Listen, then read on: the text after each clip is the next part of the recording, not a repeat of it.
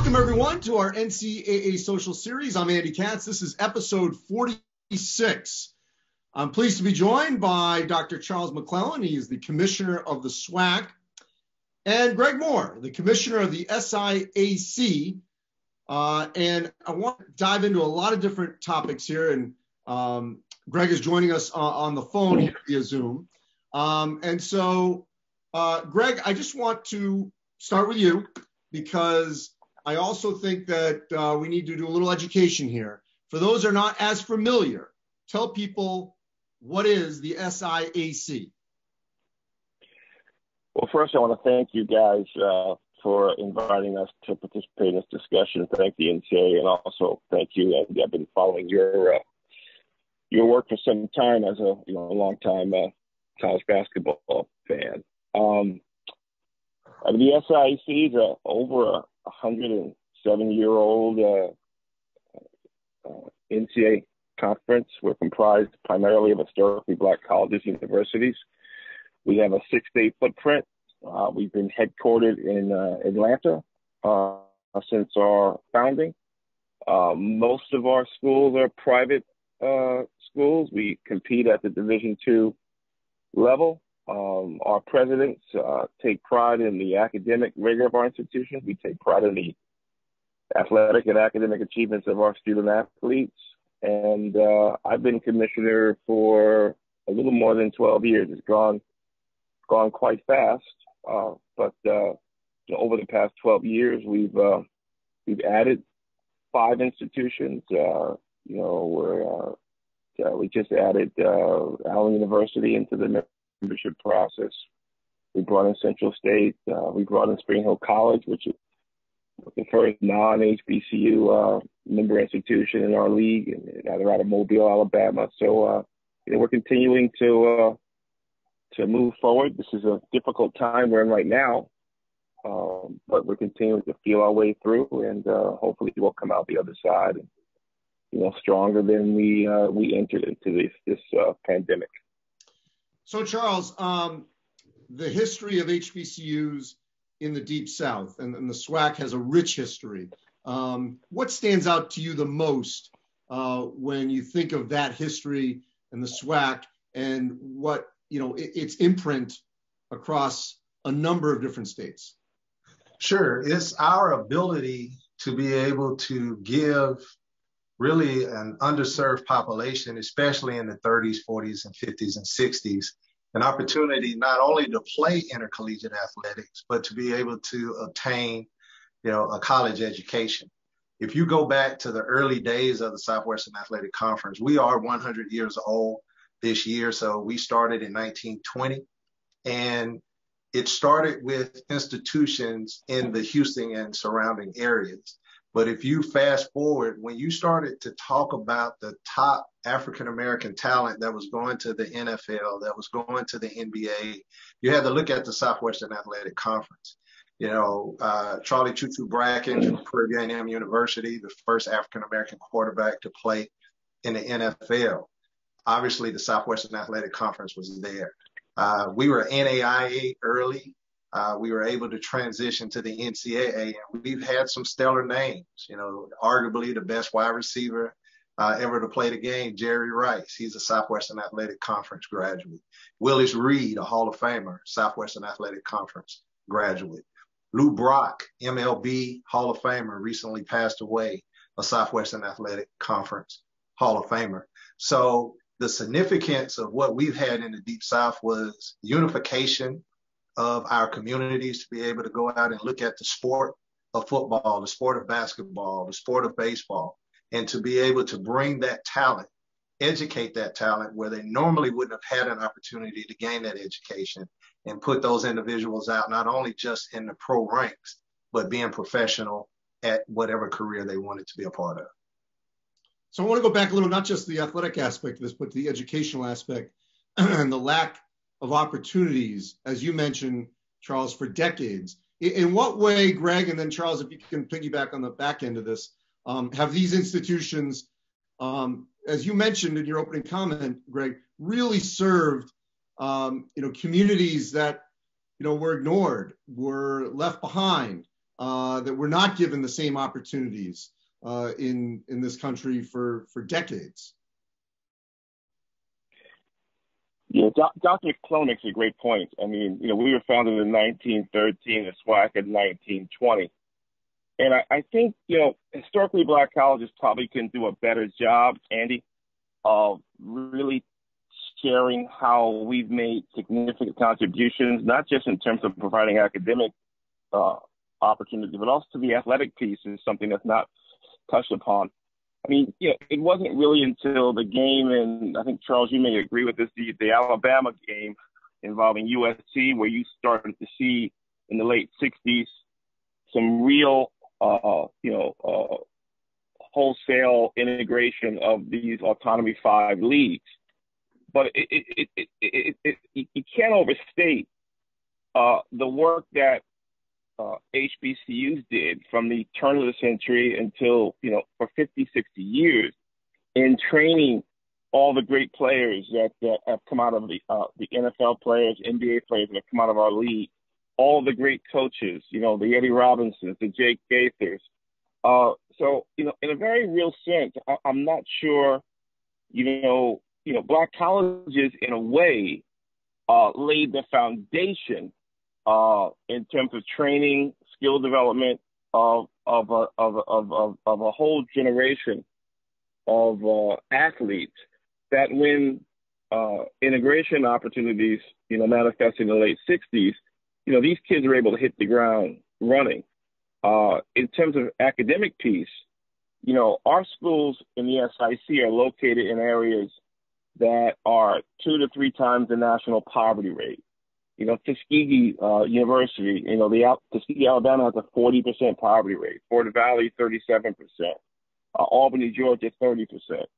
And the 2 biggest combatants of poverty are education and employment. And in many respects, and I'm sure the SWAC, in many of the SWAC schools are in similar, playing a similar role. We're the largest employer in these communities, and we're providing educational opportunities, which are the 2 biggest combatants of poverty. I'm not sure we've gotten enough credit in both those regards in terms of, for 50 years, training the kids and the coaches who became stars at the A5 conferences starting in the late 60s, and also, in terms of being real engines of economic development in very poor, rural, economically underserved communities. So, Charles, the pandemic, has disproportionately hit the Black and brown communities. Obviously, different parts of the country have ridden this wave throughout the course of the last year. How have the SWAC schools tried to navigate this unprecedented year? Surprisingly well, Andy. And we've had 3 institutions to serve as hubs to even administer the vaccination to the communities. So, we're very resilient. And I go back and give a brief point to what we just talked about. You look at Prairie View A&M University, it was founded on the Alta Vista plantation, which was a slave plantation. When Texas A&M was founded in 1876, Prairie View A&M University was founded the day after because they needed a place for the newly freed slaves to go. So they've been serving as a pillar of the community, not only from an educational standpoint, but from a health standpoint. It's an agricultural and mechanical university, so you would bring your horses and your dogs, so we have been pillars of communities, and Prairie View is just one example. Alcorn State, Jackson State, all of the membership within the Southwestern Athletic Conference. So you fast forward that mission to the pandemic in 2020 and 2021, we're still doing those same things. So to navigate to it from a community standpoint is one thing, but from an athletic standpoint, it's another. So as other member institutions from the Autonomy 5, they're able to go to these labs and they're able to get these tests and swab and send them in. Our institutions have actually served as a hub to go get tested. So our student athletes have the highest of quality of testing because our member institutions are testing not only student athletes, but the community as a whole. And now that the vaccine is rolled out, they can now get in line and have an avenue to be able to go get the vaccine. And that's ultimately what HBCUs have been about since day one. And we will continue to share that mission with everyone. And I would say this too. We're now not just about Black students. We are very well diverse, not from Black, not just from brown, not just from Caucasian, but we have a cohesiveness of individuals that come to get educated because we have some of the finest institutions with all degree programs from law to doctor to nursing to dentist. You can get it at an HBCU. So we've expanded our brand and we've also continued to be relevant in our communities. Yeah, I mean, that's a great point. We talked about that last week, how schools in the MEAC, the SWAC, the SIAC and the CIAA, they didn't discriminate, while there's history of other institutions discriminating, but those institutions did not discriminate, and obviously took everyone that wanted to come. I just want, before I go to Greg here, I want to piggyback on the financial aspect of this, though, because while you're pointing out rightfully so about serving the entire community where these institutions are located, you know, there's also a price. And, you know, let's be honest, they're not funded the same as the Power Five, whether it's television contracts, you know, shares, or just simply from their state legislatures. Those are facts. They're not funded the same as the giant state universities. So how have they handled the financial aspect of what has been crushing at times, you know, for a lot of these schools? Well, within the Southwestern Athletic Conference, there has been a tremendous financial burden. The burden of the additional testing, the burden of how you travel to keep student athletes safe. We don't have the mega contracts that the Autonomy 5 conferences have. So the majority of our revenue really comes from ticket sales and it comes from institutional support. So when you start talking about institutional support and the fact that the majority of our schools are in a hybrid mode, we don't continue to get all of the student fees that you would normally get to be able to fund your athletics program. So it has definitely been a struggle. For us, it has been a struggle from day one. So we are accustomed of doing much with little. So we have had practice. The pandemic has done nothing but put a light on how HBCUs have had to operate. Ironically, Andy, there has been a lot of positive that has come from the pandemic, from a financial situation from the HBCUs. There's been several loans that have been forgiven from the federal government that have allowed us to build buildings and expand our programs, where during this pandemic, some of those loans were forgiven, which has significantly helped the institution move forward. So as much as we've had to suffer, there has been some silver lining when it comes to funding coming to our membership within the Southwestern Athletic Conference. But it is a struggle, and it will always be a struggle, but one that we are willing to undertake because the health and safety is number one.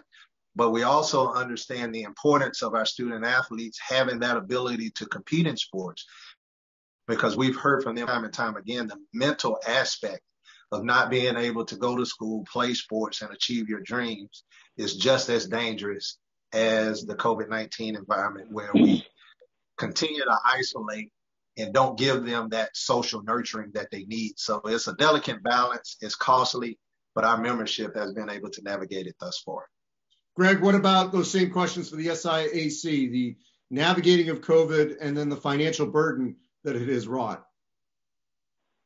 Well, you touched upon the third rail of college intercollegiate athletics, which is the economic inequality that exists in college sports.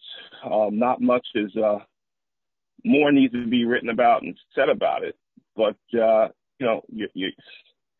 you look at the fact that the distribution from one institution in the Big Ten, just the conference distribution, is more than the combined top line revenue of the MEAC, SWAC, SIAC, and CIAA. That's a challenge. And that's something I think college athletics and the Power Five league should really deal with forthrightly and directly. And then you add the optics that against the backdrop of the fact that, the two revenue sports, the lion's share of student athletes are young men of color, it creates this incongruency between the young people who are generating billions of dollars and the institutions that are in our league that are having financial challenges. And I would just simply say that, when Microsoft was dealing with a antitrust issue, when Apple was 90 days from bankruptcy, they got an interesting $100 million investment. They got an investment from Microsoft because Microsoft was dealing with the optics of having, there's some real questions about their business practices.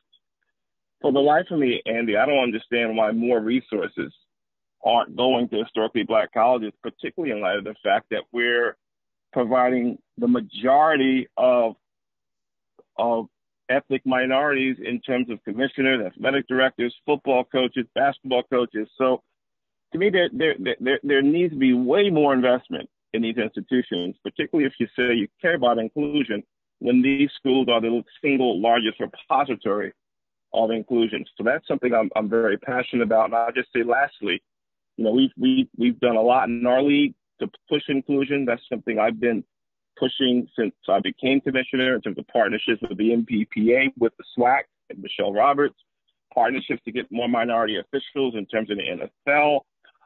We're the first league to have give women opportunities to officiate a college football game. We've worked very closely with Coach Calipari in terms of getting kids on our campuses into the McClelland pipeline.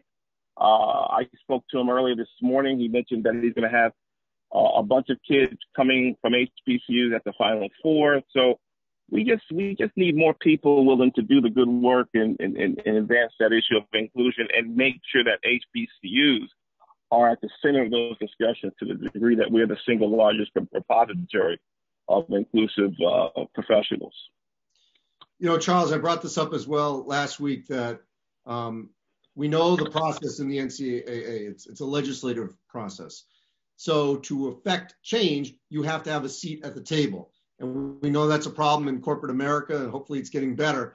But how critical has it been for, whether it's ADs, commissioners, faculty reps, you name it, from historically Black colleges, whether it's Division I or II, to make sure they're on these committees and having a voice to some of the points that Greg is speaking of right there? It's extremely important, and it's something that we're pushing within the conference office. I was an athletic director for 8 years at Prairie View and 10 years at Texas Southern, and I was so focused on Prairie View and Texas Southern that I did not understand the need and the significance of infiltrating myself within the NCAA structure. I did early on serve on the management council within the NCAA, and it was an eye-opening experience to say, hey, these are where the rules are instituted and implemented. So it kind of got my mind going and thinking, but now that I'm commissioner, I in totality understand the significance. So from start to finish, the NCAA, as we've all said, is a membership institution. It is driven by the membership. And if we don't have our voices on those boards and on those committees, then we're not going to have a say in the direction. And I think that's the one thing that I would say very publicly. We have the ability to get on these committees. We have the ability for our voices to be heard. And that is a challenge from the conference office that we have undertaken, is to make sure that we identify quality individuals and recommend them and put them through. Andy, I say this, I am on the Division I men's basketball committee. Not in a million years that I think that I would be selected to be on the men's basketball committee. So I have 100% trust and confidence in the process and in the NCAA structure, because in order for me to have achieved that opportunity to be on the committee, I had to go through those varying processes. I had to have the background and the perpetuity to get to that point. All of that has manifested itself into me being on that committee. And we have a significant voice at the table, the Southwestern Athletic Conference, when it comes to Division I men's basketball. So that's just one example of why it's important and it can be done.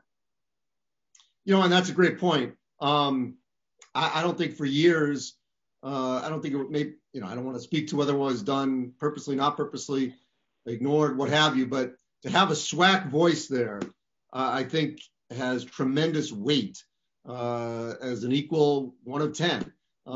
What have you found already just in the brief time of being on there?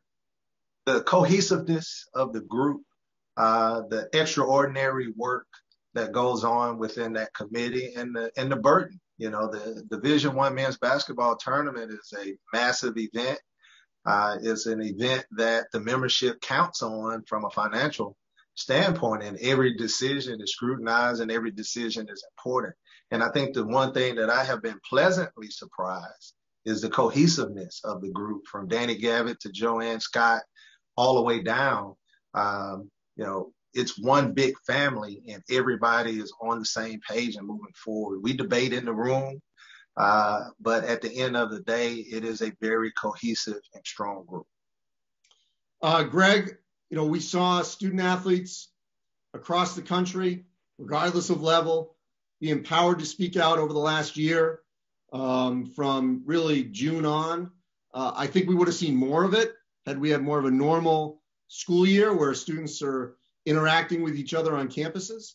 But the voices are out there and they are not being silenced by anyone, which is great. What have you seen, at the SIAC, and maybe what do you hope here in the future when we do all hopefully come back together in the fall of 21?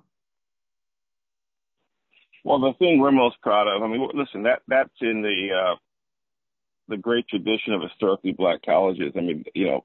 Black college students have been in the front lines of social movements going back many, many decades. So this is in the highest tradition of our institutions in terms of public service and speaking out. What I was very proud of is the partnership that we had with the NBA Players Union to really get folks registered to vote. We're headquartered in Georgia, and we really worked hard with the Players Union and some other nonprofit organizations to get people registered, to get them information on where to go to vote. And I was proud of the civic engagement in this very important election year. So that's probably something, even in light of a pandemic, that I think that gives me the most pride in terms of seeing kids not just out there speaking out, and they were in the streets and marching, because there were a lot of protests in Atlanta. I live in downtown Atlanta, so I saw kids out there every day for a period of time in the aftermath of the George Floyd incident, but also doing it, expressing themselves civically. So we took great pride in watching our kids really get out there and encourage others to not just register, but go out there and vote. Charles, same thing. I just want to pose to you. Yeah, it's been remarkable to see, Andy. I'm a 1970s baby. I grew up in rural Mississippi. So I came, and a lot of my early memories were the tail end of the 60s movement. And in Mississippi, there still wasn't a lot of progression that was made from the 1960s to the 1970s. So my grandfather owned his own moving business, and he would continuously get shut down by the individuals there in Philadelphia, Mississippi, from the sheriff and things of that nature. So that was the type of backdrop that I grew up in, and I saw the forward progression socially. And it was just refreshing to see it here in 2020 and 2021. And again, it was all colors, all races for one goal, and that's equality, across the board. So to see our student athletes participate in that is historic, is monumental, and it's something that is going to be embraced and impact to them in their lives, and something that they're going to be able to talk to their kids about. So all of these things are invaluable for the Southwestern Athletic Conference to have member institutions to be intricately involved in a lot of the marches, to be intricately involved in working with a lot of the state legislatures and even some of the national aspects, even through the presidential primary. From a Democratic standpoint, Texas Southern University had the opportunity to host one of the debates. So this social justice piece is something obviously that we've embraced, and it's something that we've lived in, and it's something that we've been a part of. And to be able to have our member institutions to embrace it, and a lot of our students and student athletes to be a part of it, again, is historic and it's remarkable. So the SWAC celebrated 100 years in 2020. The SIAC will be 110 years old in 2023. And I kind of want to wrap this up here in this manner, in that I'm just curious, both your vantage points on this, and I'll start with you, Greg. You know, we are now hearing from white coaches and white players that not only are they hearing what is being said, but they're actually listening. I had so many conversations in the last, 9 months of people that would, would say that they're finally listening. And, that's a big difference. And so I want to just throw to you guys, that how have you seen the change in people, not just hearing what needs to be said, but listening to raw conversations so that we can, come together to hopefully, I wouldn't say get through it, but just be in a better place. And Greg, if you could start, and then Charles, if you could end it. Well, I think the last 4 years, frankly, it's been a very tumultuous time, to say the least. And it laid bare the myth that, folks were saying when Obama got elected that we had entered a new epoch in the country, and we entered a realm where we're entering a post-racial society. Most of Black folks who I talked to chuckled at that notion. They didn't feel like they were living in a post-racial society. So I really think that the last 4 years, has laid bare that the fact that there's still some significant fissures in the country. There's still some divisions in the country. And, for my, white friends, we've had some real candid and frank conversations about, those fissures, and I thought, and quite constructive conversations, really around getting a better understanding on why some of these attitudes and phenomenon still exist. So I've had some very, very constructive conversations with colleagues and who reached out and wanted to get a better sense on certain issues that folks, I think, previously were reluctant to talk about. And I think, call me optimistic, but I think we're at a better place now than we were 4 years ago, because at least we have, I think, whether you're white or Black, a clear-eyed sense of the challenges that confront us, and hopefully together we can, move forward and get beyond some of this nonsense. Yeah, from my vantage point, Andy, I will sum it up with 2 words, and that's hope and optimism. There are people that are on the fringes of the right, and there are people that are on the fringes of the left, but the majority of us have a common theme, and that is we want to be able to live safe, happy, and comfortable lives. Whether you have certain political views or not, we all are living in a harmonious, or at least want to live in a harmonious environment. Whether you're in the Deep South, I've been in the Deep South all of my life, Mississippi, Texas now, and Alabama, you see various things, but overall, people are good and people want the best for each other, because that is how this country is going to grow, and that's how we're all going to become better. So I am very hopeful, and I'm very optimistic for the forward progression. And at the end of the day, it takes conversation. We have to talk to each other. We have to talk through these things in order to be able to move forward. There will always be challenges, but as long as we talk and as long as we remain civil, then everything is going to continue to move forward. Well, I think having conversations like this are important. It's never enough. That's the thing. I remember many times people were telling me over the last 10 months, to have the uncomfortable conversation. Make yourself uncomfortable. And I think that's how you become comfortable, by dealing with uncomfortable topics that everyone needs to discuss. Appreciate both your time, Greg Moore and Charles McClelland. I know, Charles, you got a lot of work to do here in the next couple of weeks. We're a month out from the first games in the NCAA tournament, so we can't wait for that. March Madness is coming back. This concludes episode 46 of our NCAA social series. As always, you can go to ncaa.org/social series, where we've got them all archived.